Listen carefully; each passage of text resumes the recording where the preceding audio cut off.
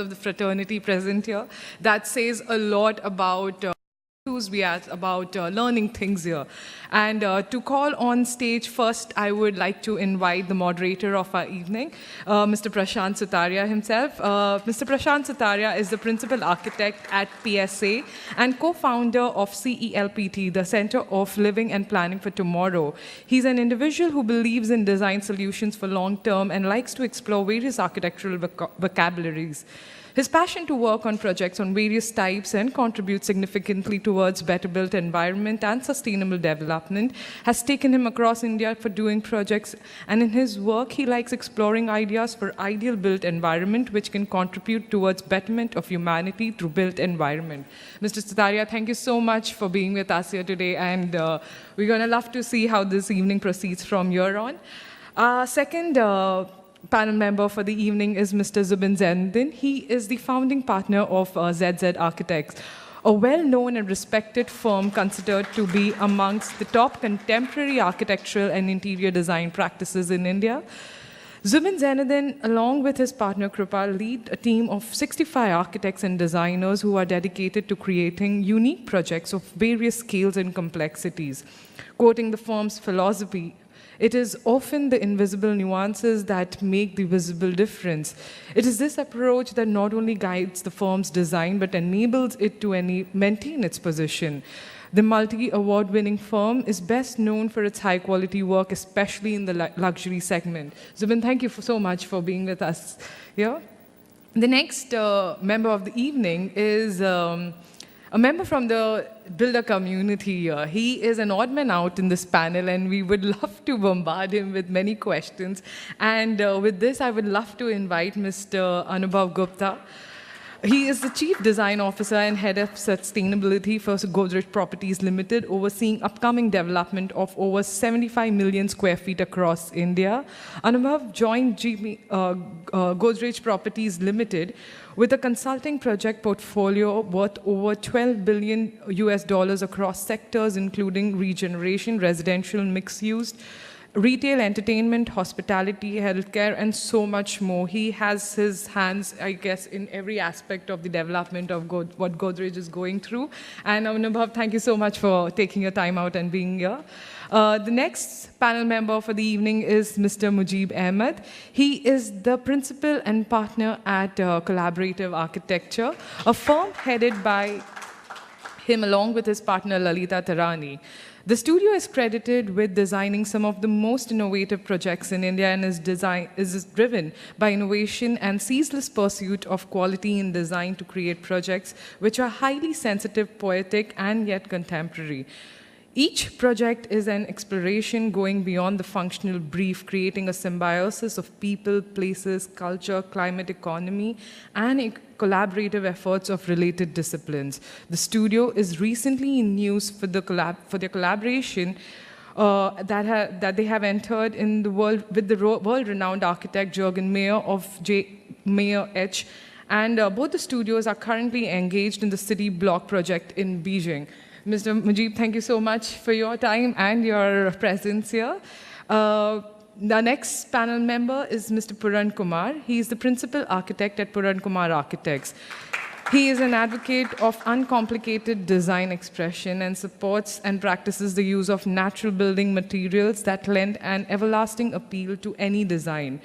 From large corporate offices, both domestic and multinational, to residential projects that range from apartments and bungalows to villas, Puran's repertoire of architecture and interior projects is as wide as it is simple. His hallmark space planning and clean line designs are a natural extension of Puran's sensibility as a person and as an architect. And to call on stage our last member of the panel discussion, Mr. Bibor Srivastav. And I would also love to include Mr. Manishi Sengar on this platform. Given that we have architects, builders, we would love to have another addition to understand his insights from the industry point of view. With this, I'm going to hand over the stage to you, Mr. Sutaria, to take this on for the evening. Thank you so much, ladies and gentlemen. Thank you, Rashmi. Can you hear? Hello? Hello? Okay. So, good evening, everybody. And I think we start off with a very interesting keynote, and after that, a very interesting presentation by Mr. Manish, and how the smart living is possible with technology. I can only say one thing on the lighter side, that we used to control our house through Ramu technology. Ramu pankha chalu karo, Ramu pankha band karo.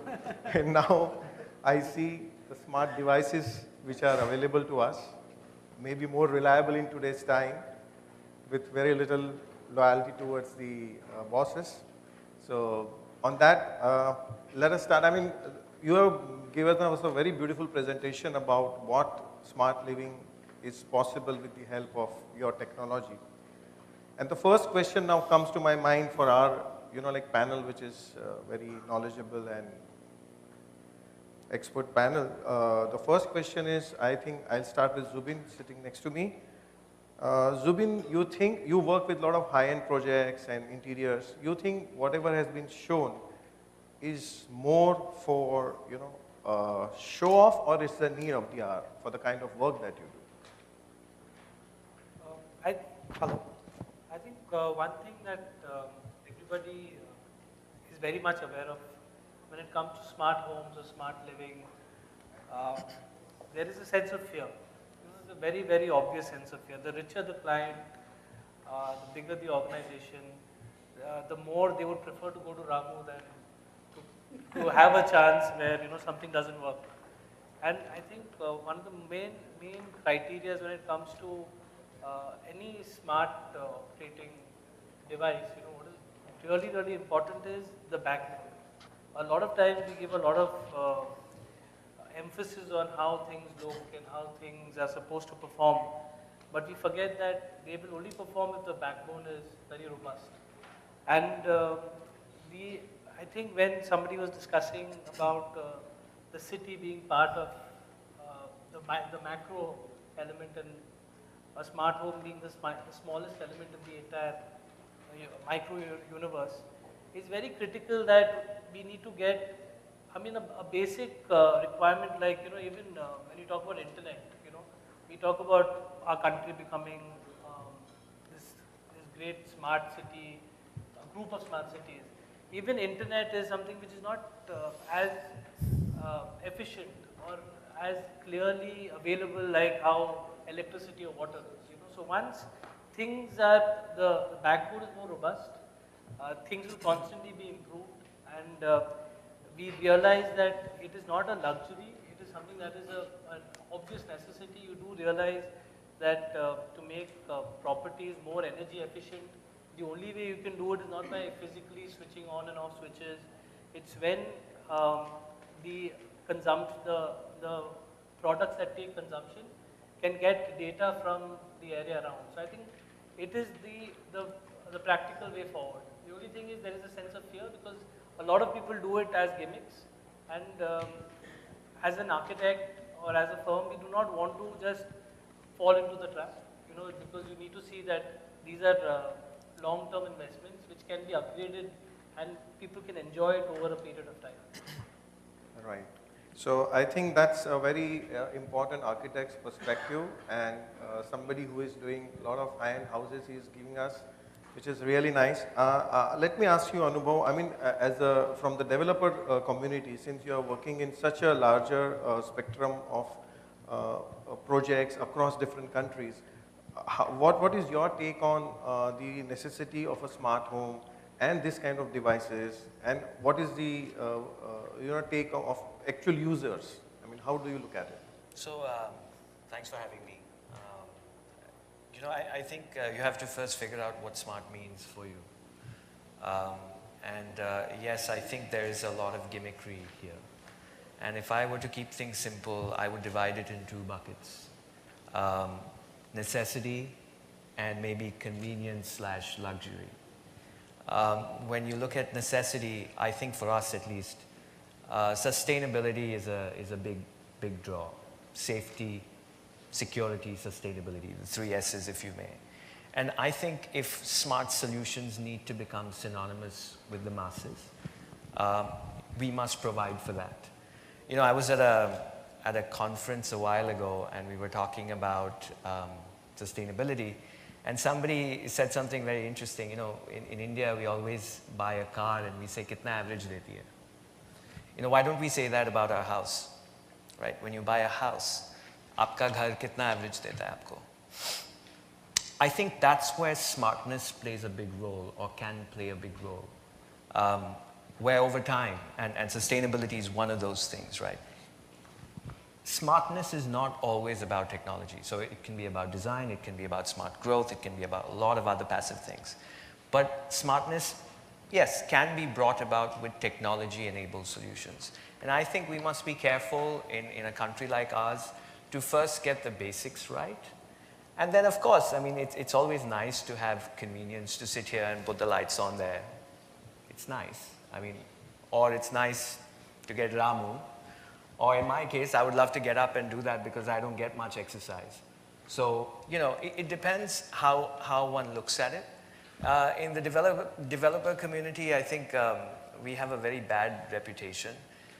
You know, these days you'll see all these ads from developers saying, "Oh, we'll give you a smart home." And to be honest, I don't think, you know, intelligent buyers will buy a house because you can put the lights on from one side to another. I mean, you can buy these solutions fairly cheaply these days. So, you know, it's the other bits that are more important. Yeah, thanks, Anubhav. Let me ask Mujib. Mujib, you are doing a lot of high-end bungalows, standalone houses also, besides, of course, a lot of other work. So how do you look at smart home, especially, you know, what was showcased as a standalone bungalow if one has to install? I mean, how does your client and what is your perception of it? Let me put it another way. I mean, I don't know, Vibhor has a fantastic knack of calling me for wrong events. I'm always the wrong guy for that. Okay, I'm the, you know, the technophobic among the technophiles, so that's one part of it. Or I would rather call it more like, you know, Luddite, kind of in between Amish. In the sense, you know, I guess there are a lot of things I want to kind of, you know, kind of contradict with what the keynote speaker said. I never going to build a smart home. Okay, I hate the idea.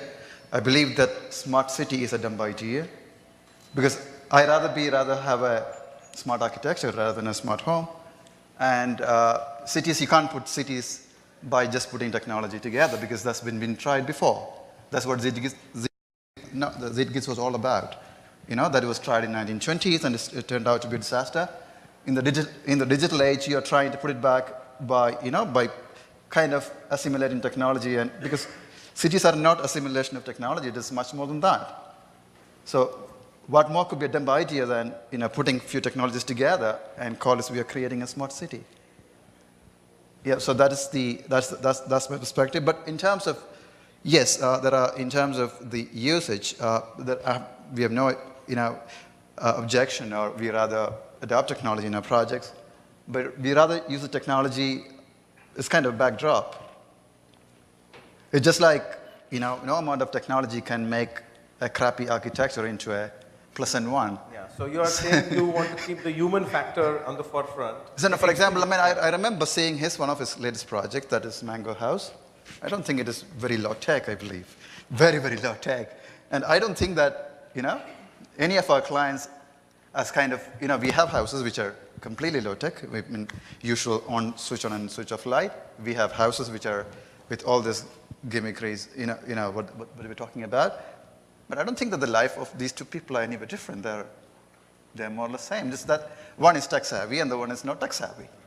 So, you know, and I'm not against the technology. We rather use technology. I mean, in terms of what he was mentioning, in terms of if it is a kind of, if we can kind of harvest, you know, harvest in terms of energy, save energy, and in terms of it helps in the better living, that works. That definitely works. But I'm not the kind of, you know, we're not the kind of practice to put technology and call us smart. This is a dumb idea.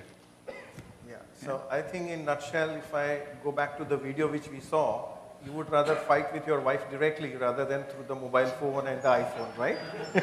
No, I would say that house was a crappy house. So that was it. So I mean, no amount of technology you could put into the house that makes that house livable. Right. So that's the whole point. Yeah, no, I get your point. I think you have a very valid point, which is counter to the idea of technology being the center. No, I guess that's the thing. That's the kind of debate that's happening around. I just hope that Trump wins the election this time, because it proves two things. Number one, he's gonna win 2 Nobel Prizes in one go. One is for Nobel Prize for Environment, and also a Nobel Prize for Peace. Because Nobel Prize for Environment, because he's gonna prove that global warming is a sham. We were going to lose a lot of business because he is to close his greenhouse, the green building summits. And secondly, he's going to talk to North Korea directly. Right. Yeah. So think about the guys, the psychological profile of the serial shooters in American campus is they're lonely, they're eager to prove, and what havoc they can do with a single automatic gun. Think about a guy sitting with a pile of nuclear weapons. I mean, I guess it's more or less the same. So what I'm trying to tell you is that it's just the other way of looking at it. Rather than putting technology in the forefront and saying it's smart, let's rather be smart ourselves first and put technology help us to be smart. Yeah. Right? Very, very interesting point there you have, Mujib. Let me ask Puran. Puran, what is your take on the whole concept? Because he mentioned that mango house, which you have designed very beautifully. Very, very nice, rustic. So please share. Thanks, Prashant. Couple of things here. I think I'll start from the start, if you allow me to. I think, as Anubhav was trying to say, let's understand what smart is. I think smart is intelligent. Smart is not to leave your intelligence behind. If you were to ask me, as you asked Zubin, do we need technology? Do we need this smart gadgetry to conduct our lives? I think I have two perspectives to this, and they both live within me. One is refusing to go forward with technology or letting technology aid us is almost like asking a few centuries back, do we need electricity? No, we can't ask that question today, or telephone for that matter. So communication, electricity, automobiles for that matter. So these are the things that were done a few centuries back. Today we are onto technology aiding us in various areas of life. We can't refuse, we can't go back. Let's understand that. We are humans, we are progressive in nature. We have to keep devising new ways, new means to improve on what we have dwelled upon.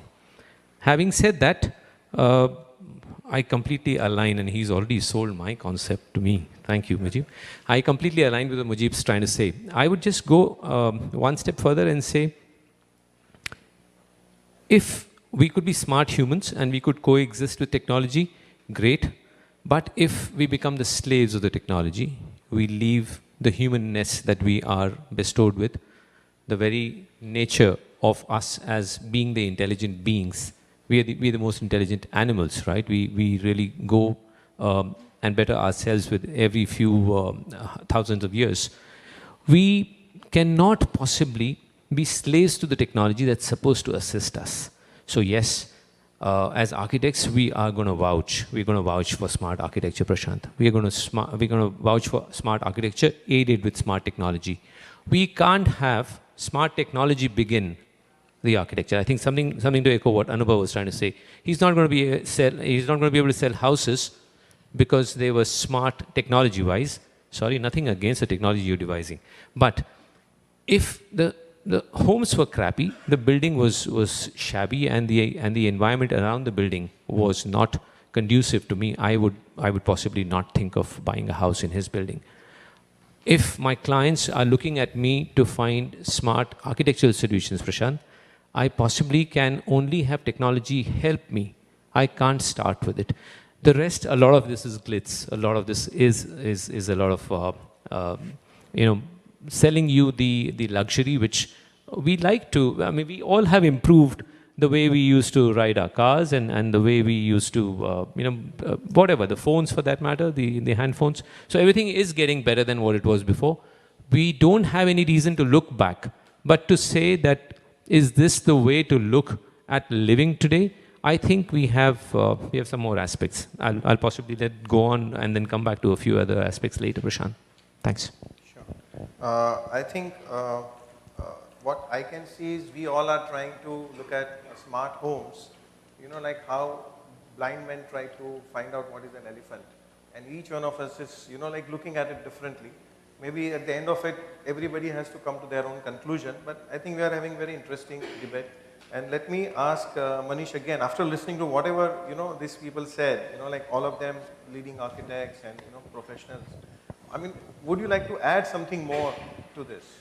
Yeah, thank you very much. First of all, endorsing that technology is important. I also agree that it might not be the sole factor for the smart living, but it is important, and I think that we all are agreeing to this fact. The point is that the kind of awareness which is building up into today's this thing. So today we cannot think at all without internet. So whether it's banking or it's a kind of shopping or maybe booking car, so and sooner or later when it is getting into the homes, I think we cannot stop that. And this is what is the trend which is going on. Say I have an opportunity to be on this business for almost last 15 years, and when I started this one, everywhere I was facing this kind of the comments and that controlling lights, ACs from mobile phone, are you mad? So Ramu factor was very much prevalent, but now in today's scenario, I think people are so aware. The new generation is so much pulling this thing into the life. I think we cannot stop it. Though I also agree that smart living and the comfortable or a green living has so many other elements. The smart design, the good human factor, but technology is equally important. No, I just want to add that we are not disagreeing with the technology. We agree the technology is great. We're kind of disagreeing with the fact that you're going to make architecture smart by putting the technology in. Right. That's the only difference. Right. We are absolutely fine with the technology. Great R&D work. But don't try to make architecture smart by putting technology into that. That's the only thing. See, ultimately you have to realize we are majority here, architects. So architects are the smartest. No, I'm not talking about... Yes. So, okay. So before I want to... No, I just want to double up in the sense, just an observation. We talking about smart home. Mr. Narendra Modi went about talking smart cities. All our architect friends, some in the commercial space, have done smart buildings. We talked about sustainability. We said, listen, before you get in a home for a smart home, let's create the environment smart. And all the origin of the latest thing that you see, which is making the city thrive, and transportation, or creating a happy environment for a workplace where an employee feels satisfied and is, you can optimize. The smartness was never a challenge.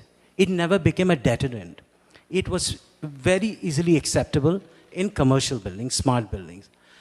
What I see from the panel, obviously, we're saying, listen, I don't want to make a smart home because of technology. We have embraced technology.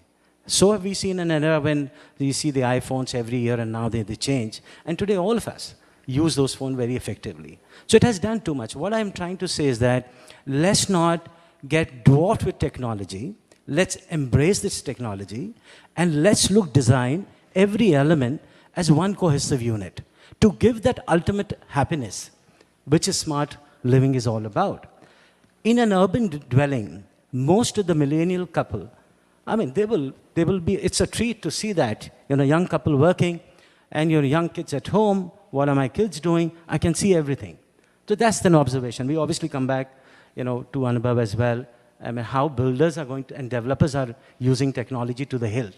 So what I'm saying, let's not get so obsessed with technology. Let's embrace it. Let's take it up. It's a part of it. You can't escape. I'm a media person. I'm going to share a story about 1994 when I used to work for Indian Express in Delhi and Times of India.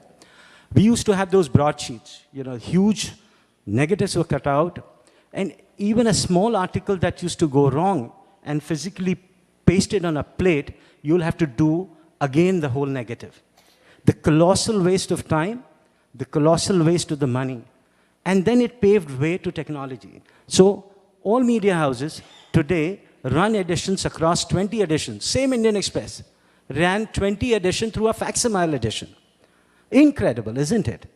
So there we saw so much so happening in the media. So what is limiting us in smart homes? So I just wanted to add, you know, this whole idea of smart, and the moment you say that, it just implies that what is not that smart is dumb, right? Even smart cities. I mean, I think our cities are not dumb cities. Cities, you know, are economic engines for the country, and that's the point, right? Smartness has to have a purpose, right? It also has to be market efficient, right? And I think the point that a lot of us are trying to make in roundabout ways is the purpose enough to be able to put on and off lights from remote locations? Is that enough purpose? Is that enough for the market to create a demand and to create this technology to make it ubiquitous? I think that is the point. So the reason why I was going back to this whole idea of sustainability, or why we are experimenting as builders with technology, is that sustainability is kind of trying to solve a purpose. Even today in India, there is no credible data out there that suggests that if we make green homes or sustainable homes, which save you energy, your water bill and so on, that you'll get better rentals or you'll get higher capital value appreciation. There's no market for it, really, even that, right? So I'm just wondering that the danger with this type of technology is often that it may fall into this gimmickry idea, rather than for it to be used for, you know, a more innovative purpose and so on and so forth. So I think that's what the you know, companies like Havells and so on should be careful of. And trust me, the developer community and others may exploit it further to say we'll sell apartments if you know, can turn on and off lights and so on. So, you want to say something? Okay. So, Anubhav, taking from what you said, I would say, looking at the first round that everybody spoke, what appears to me is India is a large population, and how we can benefit the population by and large. That's what I think Varun also said, for affordability. You think, Anubhav, from your perspective, with so many cities and such large amount of work that you are doing with different spectrum of projects, do you see a market or a market requirement or customer requirement where they would want some kind of automation or some kind of smartness in the house in particular field? It may not be the entire house, but certain things. Look, again, we often do product testing, and you know, we will talk to our customers in focus groups. We found that a lot of how home automation is currently defined, it's a good to have. It's not a deciding factor per se that will make people buy apartments or a make or break. But in digging a little deeper, we found, and this is common sense, right? There were 3 areas of technology enablement which were more preferred, right? One was safety, another one was security, and the last one was sustainability, when we explained that, look, over 10-year horizon, your energy and water bills may be reduced. And you know, sustainability is an interesting one. It's very close to my heart. The problem is, you know, we make green buildings. As builders, we sell those buildings off, right? So the real benefit of a green building only comes much later from its use, over 10, 20 years. Now, we as builders have just started doing post-occupancy surveys to figure out that does all of this actually work? I mean, we might have a gold or platinum rated building, and it's all great to say that, but does this actually help reduce your bills? And you know, first we scratched our heads and we said, well, how are we going to do this? Well, we said, okay, technology helps. Technology helps to what? To measure, to control. Then we said, wait, well, how do we convey to the consumer how to use this building, right? So we said, well, wouldn't it be nice to have a sustainability manual as part of your handover when you bought a house from us, right? So we are just piloting these ideas. And, you know, again, you know, we didn't see great satisfaction from putting on and off switches. I think this is a longer term thing, and this needs to be proved. So we've just started our experiments on this. We'll see where it goes, and I'll share with you hopefully in a few years where that's leading. Sorry, I have a point to make here. I think it's a very pertinent point that Anubhav is making. We need to separate the need from the desire. I think it's very important as a way of living. We have needs for any space catering to our requirement as human beings, and then there are desires. To desire is very human. We are all human. We desire good things, and they're not going to be stopped from being offered to us or us succumbing to them. But I think it's the need perspective and need from the convenience as well as the sustainability, as he says. So the efficiency for me as well is big. I think it's very important that we are efficient in the way we design. As architects, it's very important for us to design efficiently. As builders, I think it's important for you guys to sell efficiency as a package deal to the consumer. But if we can weave in technology in our needs, then I think everybody wins. Technology by itself should not become the facade on basis of which I am either designing spaces or selling spaces.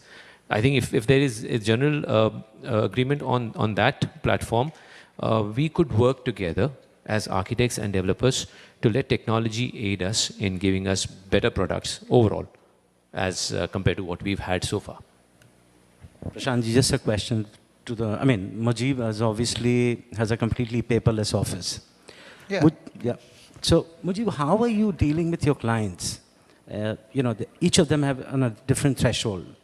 So, how aware are they about this new gadgets, new technology, new automation? So, what are the hiccups that you see on the way? You deal with across the spectrum of clients, and in hospitality they're more acceptable. But when you're doing a high-end home or a villa, so each of the client behavior is very different. So how are you seeing, are they really accepting it? What are the challenges you face? The first thing that we do is there's a big pre-education program for, before a client hires us. So kind of taking them to different projects and kind of telling us the design process that we go through. And obviously if we tell them about, the way we work, and obviously we have a completely paperless office. As you know, so that's how it is. But I know that aspirations of clients are very different, because even though we work with a different spectrum of clients, we don't work with one particular segment of clients. We work with clients who have totally different needs, probably lying at completely opposite, diametrically opposite points. But we kind of educate them and tell them this is what it is. And at some point, we need to push them at some point and educate them and probably try to understand what they are trying to look at. We had a lot of instances like, this particular thing happened. The latest project that we finished in Bangalore, even though it was in a platinum LEED certified building, first IT park in India. So we were doing the public spaces of the project. And the client's need was completely in a platinum LEED certified interior for this. We were doing the public spaces. So we were in the discussion. We were telling that our collaborating partner Jürgen used to tell us that the platinum LEED certified, they have to do a project in Germany or in Nordic countries. Even the platinum LEED rating is not enough for them to build that. The threshold to build any projects approved in Nordic countries is above platinum LEED certification. So there are countries by default, sustainable. So we don't, that's exactly the point why we always come across and tell that in the green, in the green building summits, that we rather spend time on the longevity of the project and what we call the design life cycle, which is very hard to achieve. But if we can increase the longevity of the project by probably 30% or 40%, or probably sometimes in our case, even our first project stands the way it is, 15 years now, without any change. And a couple of our hotel projects we did it in different phases. One hotel project we did in a span of 10 years. We did the lobby first. We did the facade towards the end of it in a span of 10 years. So obviously the client came us and asked us, since we are doing it in 10 years span, but that's how the cycle, the typical hotel cycle is 7 years. You just go back and start redoing it. So when we're doing a different phase, the client came back and asked us, do we have to redo the stuff? We told them, no, we don't need to. I mean, and the hotel stays the same, but that's what it is. Like if you design sensibly, that's exactly what I'm coming back to smart architecture. If you do it sensibly, then it becomes smart. Think about the other way. You have a platinum LEED certification. You have all the paper, all the certificates. What happens if the building undergoes a change in a couple of years? Yeah, if the architect screws up that particular thing. But I mean, if it's not usable, and the client comes and changes, it happens in most of the cases, a lot of cases. So what happens to your green rating? So that's exactly we want to talk about the same thing. But I think that, do you have IoT? I mean, there's something that they have not touched in the presentation is IoT. I didn't see any presentation IoT because that's something that is missing, a major part, which kind of makes the whole thing kind of bringing in ubiquitous intelligence into that. But there are two things I want to discuss about that, how we know the efficiency of the system, because I told you, because we're not against technology, we love technology. Yeah, we all kind of, great admirers of technology, and our projects are not, the way we designed it before and the way we design right now are totally different, just because we all use technology in one form or another, and we always look for newer technology. But the whole point, as I told you, like we don't put technology in front, saying that we design for technology now. Technology assists us to design things, so that's the big difference.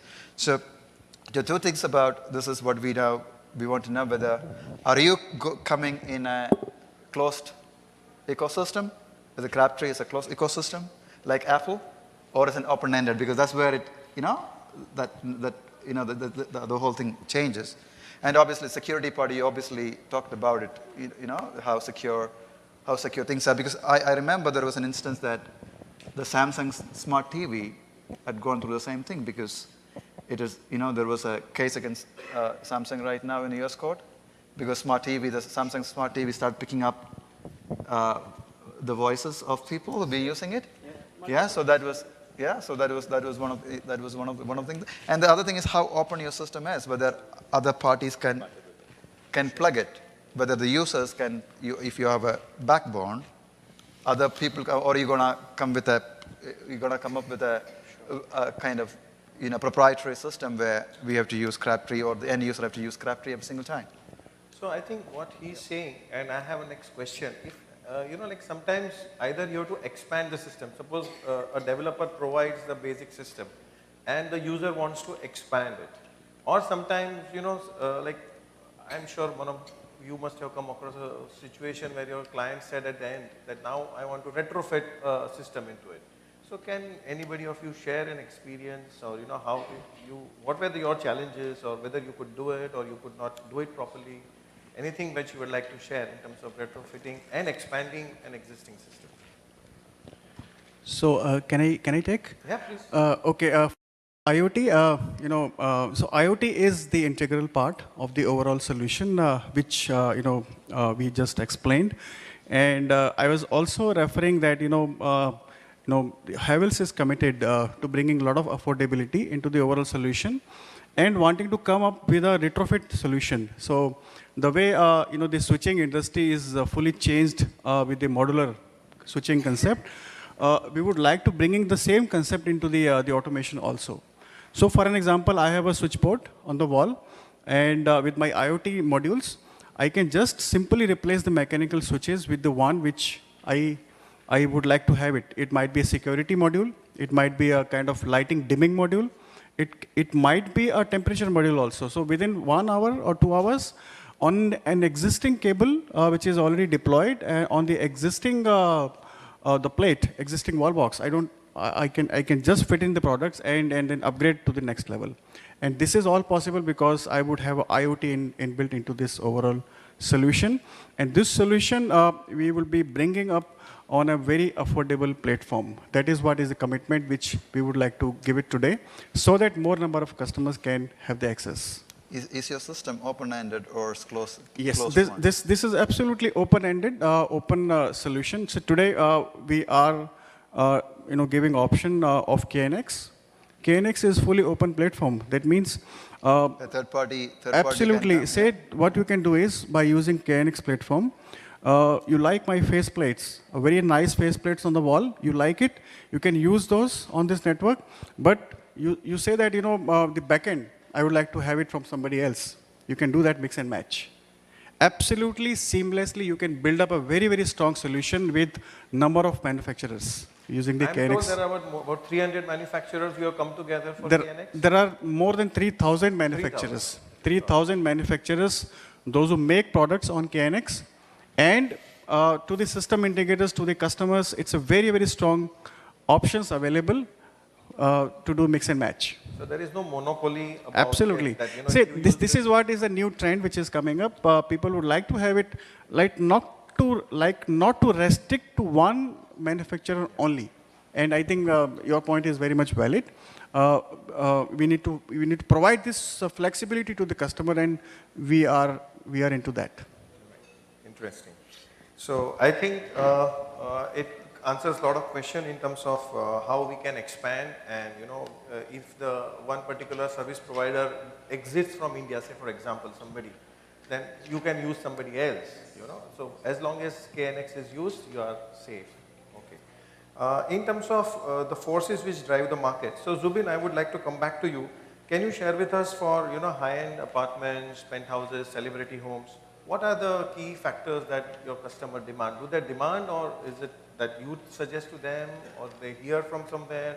I mean, how does it work? Can you share with us? Yeah, so I mean, any project that when you start up a project, there's obviously a questionnaire, see, at the end of it, you're responsible for the project. So no matter what a client would demand, as long as it's reasonable, you'd want to kind of give it. But at the end of it, you have to be very clear and focused in terms of what you want to deliver. So normally, I mean, there is a lot of automation systems involved, and we use a lot of major players in the project. But we try and, in all our projects, we try and keep the entire audio-video component away from the general automation. So we ensure that at least lighting and curtain controls are taken care of, because that is essential. But AV is something which could, it's another animal. So you could have somebody happy just listening to music on 2 speakers or on a Bluetooth system, and somebody would want a pair of stereo speakers which would cost $1 crore plus.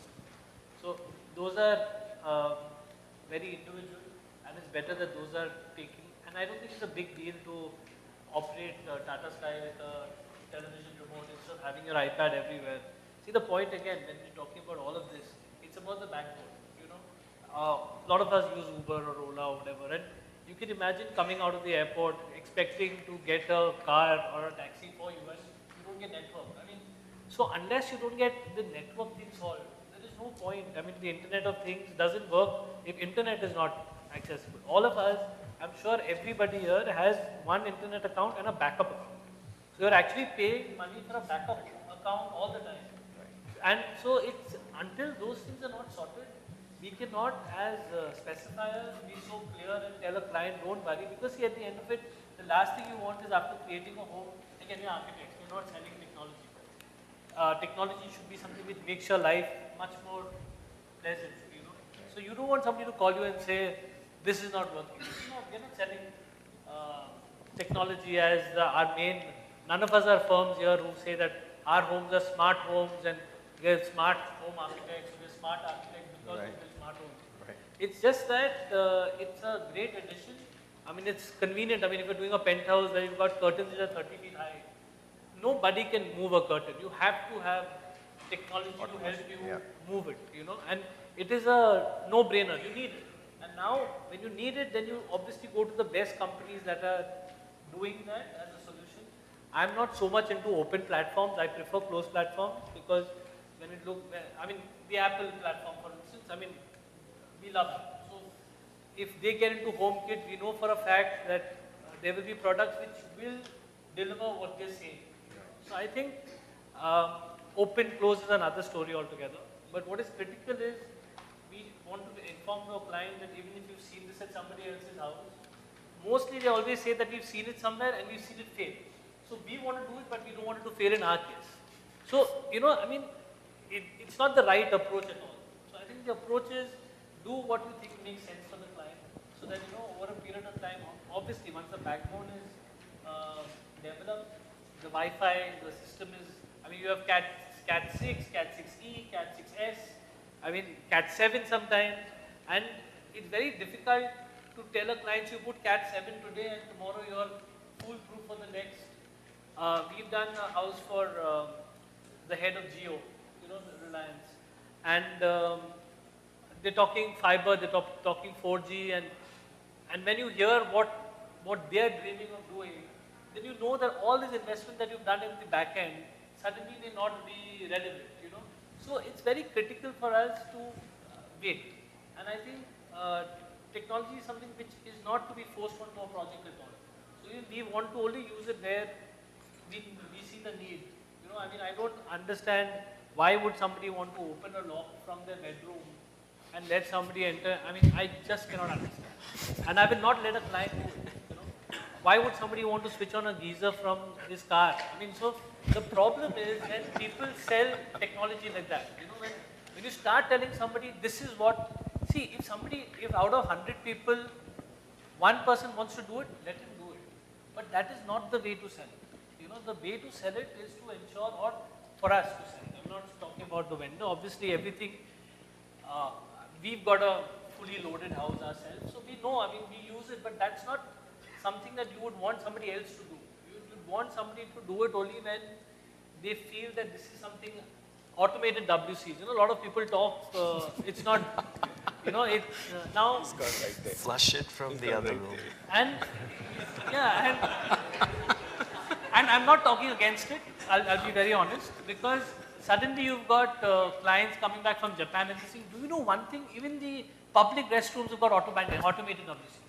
You know, so even if I go on the railway station, I don't mind using it now, because they've gone to another city, they've seen it work in the harshest of conditions.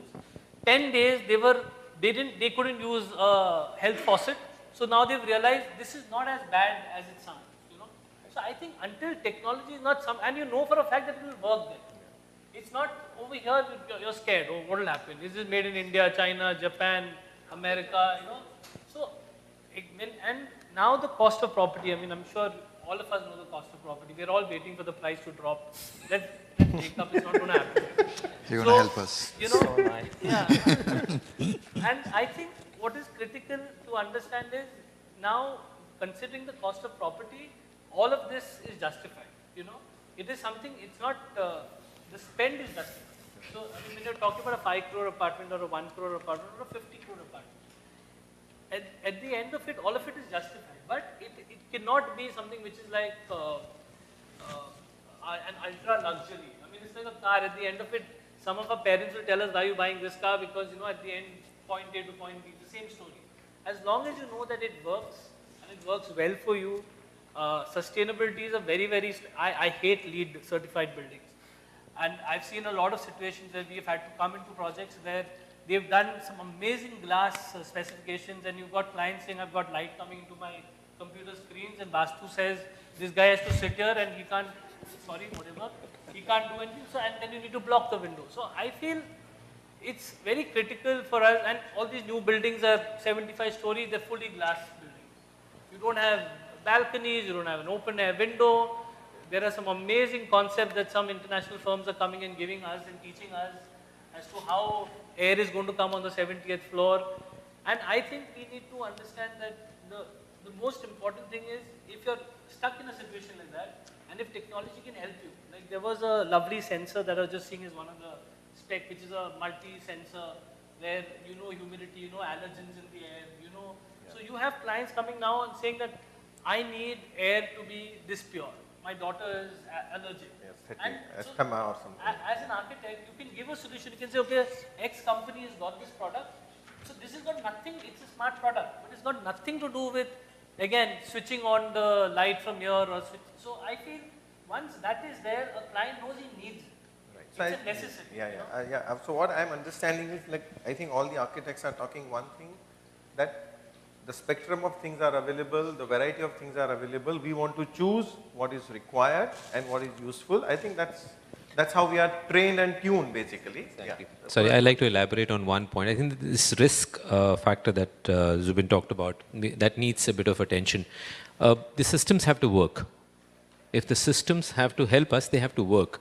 Let's take the example of the aggregators. So you have Ola and Uber, and of course, I'm not the one who does that. I don't have the app on me. I prefer the Kali PD if I'm left without a car. I love it. You don't have to wait for it. So time's money. I don't like to wait before you know that. No, but they'll place you at the airport. Sorry, no, so forget about, okay, the comparison, that debate can go on and on. My point is that if you have a customer who's called for an Uber, I want to know this country reach a point where it's as much a no-brainer as it is everywhere else in the world, whether it's UK or the US or the first world, let's say, where the driver knows exactly what to do. He doesn't have to make a call. I live at Worli and I live in a lane. I'm not on the sea face, but that's the nemesis of calling an Uber, which I don't call and family calls, and the guy has to make 6 calls to understand where to come. He makes 6 calls and I can count every time for him to come to our place. And then it's another struggle to get to where you want to go because something or the other, or oftentimes you'll just see that the system fails, the billing fails, something or the other fails. Technology has to be time tested. It has to come to a certain standard where it starts to assist me and not demand me to assist it. That's very important. I cannot, as the end user, be assisting technology in helping me out with the things that I bought it for. I think that's just one example I wanted to give, but there are multiple examples, and I'm sure Zubin meant to say that the risk of it failing is at the back of our heads, always. First, as designers, because we'll be fried if it fails. And 2, as users ourselves, and for us to propagate that, for us to refer it. So technology has to become foolproof. Foolproof to a large extent. I dread to think the systems that we're talking about one day stop to work. One day for some reason, whether it's a motor or Wi-Fi or any such thing which is beyond our comprehension, it stops to work.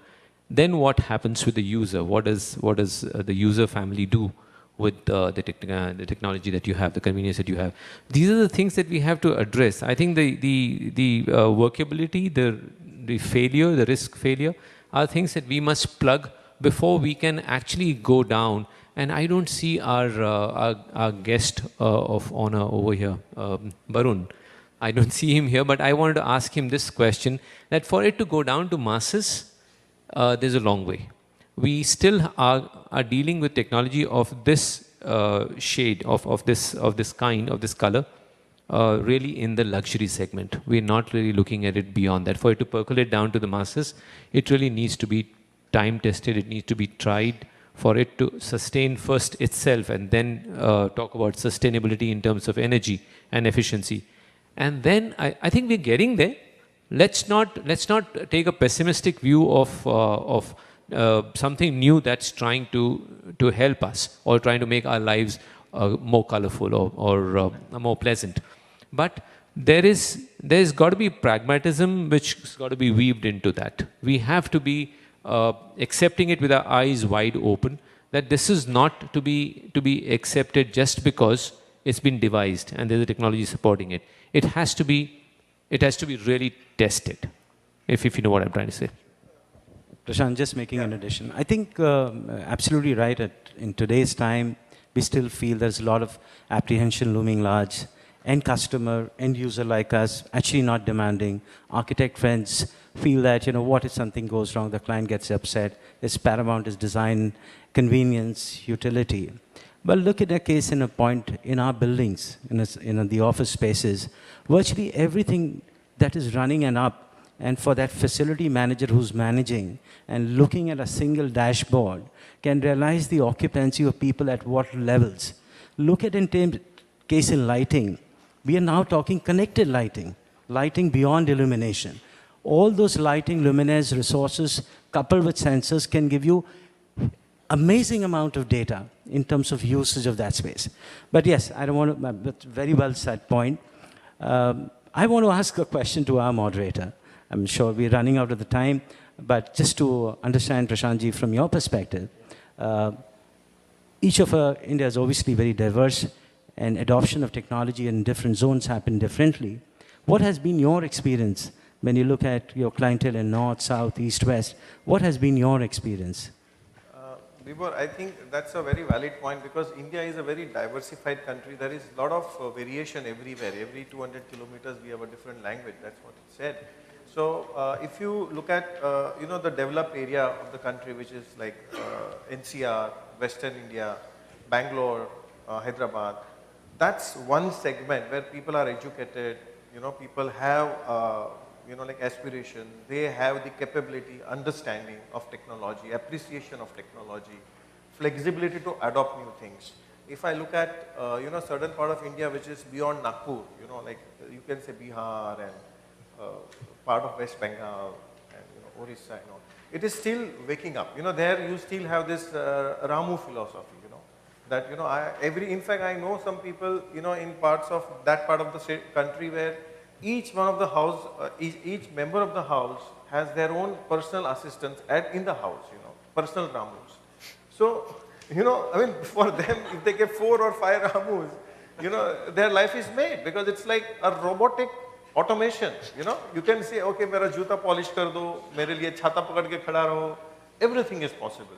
So, we have to realize that the engine, which is driving the country is the, you can say, intellectually evolved people, and they should be judicious, as all my colleagues have said on the podium, that we have to be judicious in selecting the technology.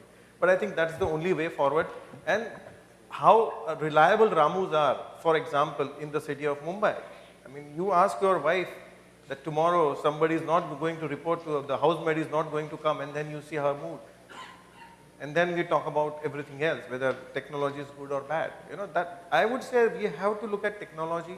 And also there is another point, like especially in the urban environment, if I have a single control panel, in my building, where the security guy sits and he controls what is happening in the building, right from the CCTV to the fire protection. Imagine a 75-storied building, how many people are you going to put in that building to maintain that building? The cost of maintenance.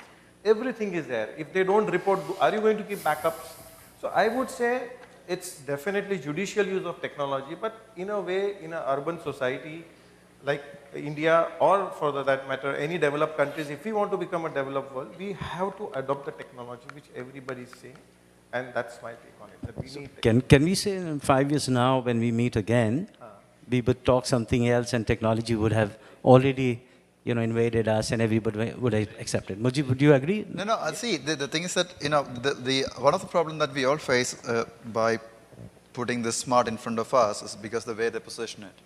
The way they position it is a kind of, kind of a throwaway luxury, to put it very frankly, right? Just like somebody was saying that but you need to put the curtain on and off and things like that.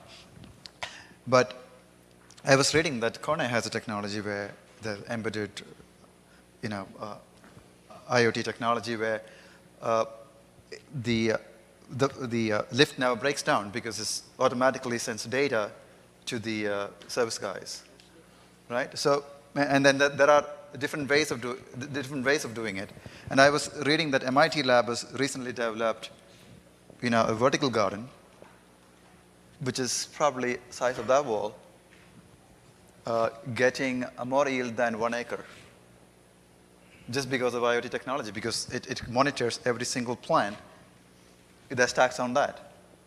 So there are possibilities that's there, and that's what I'm interested in, rather than having a very, very superficial, idea about technology and put it over. So one of the suggestions to the companies like Captree is, right now it is, you're scratching on the top of it. Rather give us something deep. We're rather boring, serious guys. Right? But we must come back to the buildings and ask how good that has been, from the user perspective. To answer your question, Vibhor, I think in 5 years, or maybe I'll stretch that to 10 years. In 10 years, it'll be a non-discussion. It'll be a non-debate. So you're back. I was referring to your talk earlier, percolating down to the masses for the technology. I think we had some time away. So it's a matter of time. It's not about if, it's about when. So 10 years down the line, it's a non-debate. 5 years down the line, I think it would have percolated. It would have gone down the surface. It would have scratched a little more, gone a little deeper. Maybe we need to give them time. I keep talking about it has to be time tested. So it's going to be another 5 to 10 years, and a whole lot of this will be absolutely non-debate. No, I think we're just running. I think kindly bear with us. I think that's a very promising note and very, interesting for Havells. I mean, you have still a very fertile bed to capture. I mean, so Right. Prashantji, you can wrap up. Yeah, I mean, I would say, 5 to 10 years, I mean, we all are looking at a self-driving car in another 3 years, right? That's what is predicted. So I don't see, huh? People like that. Yes. So I don't see a time, where a friend of mine who is here, he told me yesterday that what technology is going to do for us, home automation. And he said, imagine you set an alarm at 6:30, 7 o'clock in the morning for Monday morning, right? And because it's programmed, your curtains open at 7 o'clock, right? Your house temperature slightly rises in time for you on Monday morning when you want to rush. When the water starts boiling in your boiler, before you go for shower, you don't have to put it on. And when you move, suppose you have a television in your bathroom, so your favorite channel starts when you are there, the sensor senses you, right? When you go to the breakfast table, the coffee starts brewing before you reach there. And then when you, use things from your refrigerator, Very scary.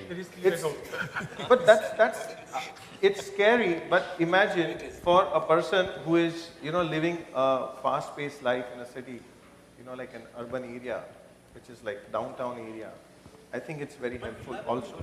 Prashant, I'm sorry. I dread to think what happens on Sunday night. I had a late night and I forgot to deprogram the whole thing. No, but there is but there is something.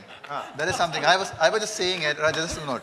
There's something called a smart blanket. Yeah. Which kind of senses your sleep. Yeah. No, it's there. It's there. I was just saying this is one of the TED Talks.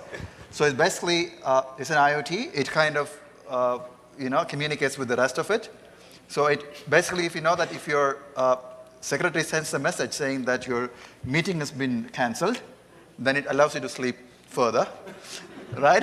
So I think we can use it the way So we you don't have want to it. do Right. The technology, we should not be the slave of the technology. but it's there. I'm saying that that's the way the technology could take, but that's exciting. I'm saying that that's an exciting way of doing it. There's an exciting way of looking at it. Come back for this discussion. Right. So I think with that, we should kind of wrap up the discussion. And if anybody has any questions, please feel free to ask us. Guys, we're going to open the floor out to you in case you have any question. Please be free to Only one pop thing. it out. Dinner. Sorry? Oh, Bar. yeah. I know we are keeping you all away. The gates are Bar. closed, but we shall open it soon for you all. Anyone with any question for the panel? Yeah? All right. Up we go. So what I wanted to basically discuss is smart also means clever and efficient. And for some reason, we didn't really speak about those two very important things. So smart living also deals with a lot of conveniences, but I think we are really not agreeing to one particular form of convenience. A few people said one thing, few people said another thing, but I think the clever and the efficient are the two words which we really need to focus. Because if we really want to save the energy, and if we want to reduce the consumption of a lot of things, I think efficient and clever is very important where smart is concerned. Now, I have a different way of putting it up. Just like, the way that we live, human live, are not always efficient. Which city are you from? Mumbai. Mumbai. Have you ever been to Chandigarh? Yes, I have. So which city would you like to live? Mumbai. Why? Mumbai is deep shit. It is so inefficient. So why do you want to live here if you want to be a smart guy? You would rather be in Chandigarh. Because that's what designed as a smart city at that time by Corbusier. Right. So, but I'm saying that's a dichotomy of, putting technology in the front. I'm just telling that particular point. Like, you can't make architecture smart or your life smart by, you'd rather be smart and let the technology assist you. So that's the whole, efficiency is one thing that definitely, that's exactly what I was saying, that IoT is definitely going to help in a big way in terms of cutting down the waste, of cutting down, make our city more efficient. But the idea that the government and the companies drive smart cities around is not the idea of city. They're driving the idea of smart cities on technology backbone. And that is that's fundamentally wrong. Because cities are not created by technology. Cities are created by human beings who are, crap shit.